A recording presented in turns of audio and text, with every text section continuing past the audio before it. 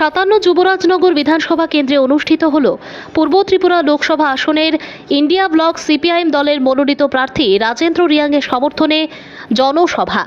প্রধান বক্তা হিসেবে উপস্থিত ছিলেন প্রাক্তন মুখ্যমন্ত্রী মানিক সরকার, যুবরাজনগর বিধানসভা কেন্দ্রের সিপিআইএম দলের বিধায়ক শৈলেন চন্দ্র নাথ, কংগ্রেস সদস্য রাজেশ দাস, পূর্ব ত্রিপুরা লোকসভা আসনের প্রার্থী রাজেন্দ্র রিয়াং সহ অন্যান্যরা। পূর্ব ত্রিপুরা লোকসভা আসনে সিপিআইএম দলের মনোনীত প্রার্থী রাজেন্দ্র রিয়াংয়ের সমর্থনে জনসভা অনুষ্ঠিত হয়।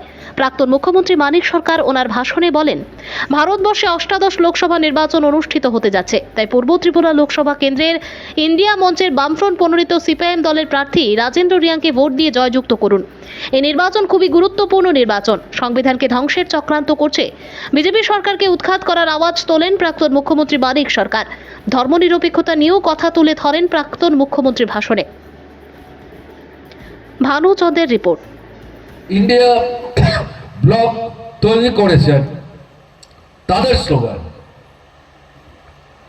আসলে এই স্লোগান মেয়েরা বিনা খরচায় পড়ার সুযোগ থেকে বঞ্চিত, বিনা চিকিৎসায় বেঘুরে প্রাণ হারাচ্ছে।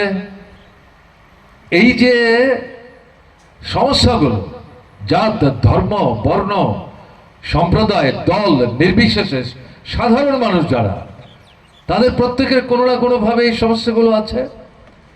এই সমস্যাগুলো সমাধানের জন্য এই সরকার কাজ করার পরিবর্তে করা না, বিকল্প একটা সরকার তৈরি করতে হবে। এরা দেশের সংবিধান, যেটা আমাদের স্বাধীনতা সংগ্রামের সবচেয়ে গুরুত্বপূর্ণ ফসল, একে ধ্বংস করে ফেলতে চাইছে। এই সংবিধানের যে মূল বক্তব্য গণতন্ত্র, সংসদীয় গণতান্ত্রিক ব্যবস্থা, তাকে ধ্বংস করে ফেলবার চক্রান্ত করছে।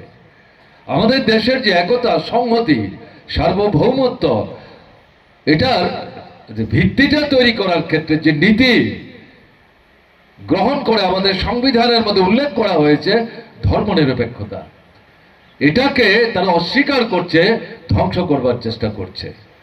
কাজেই যে সমস্ত অশুভ শক্তিকে একসাথে করে আরএসএস, বিজেপির নেতৃত্বে এই সরকার চলছে, তাকে শুধু উচ্ছেদ করলে চলবে না, বিকল্প দৃষ্টিভঙ্গি নিয়ে মানুষের জীবনের অর্থনৈতিক মৌলিক সমস্যাগুলোর সমাধান, এগুলো সমাধান করতে গেলে পরে দেশকে রক্ষা করতে হবে।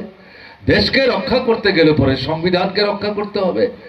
সংবিধানকে রক্ষা করার অর্থ হচ্ছে গণতন্ত্রকে রক্ষা করতে হবে।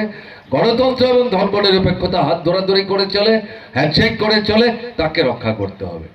যারা এগুলো রক্ষা করার জন্য আন্তরিকভাবে একাগ্র চিত্তে কাজ করবার জন্য এগিয়ে আসবেন জনসমর্থন নিয়ে, তাদের হাতেই আমাদের দেশের নতুন সরকার তৈরি করতে হবে, তাদের হাতে দায়িত্ব তুলে দিতে হবে।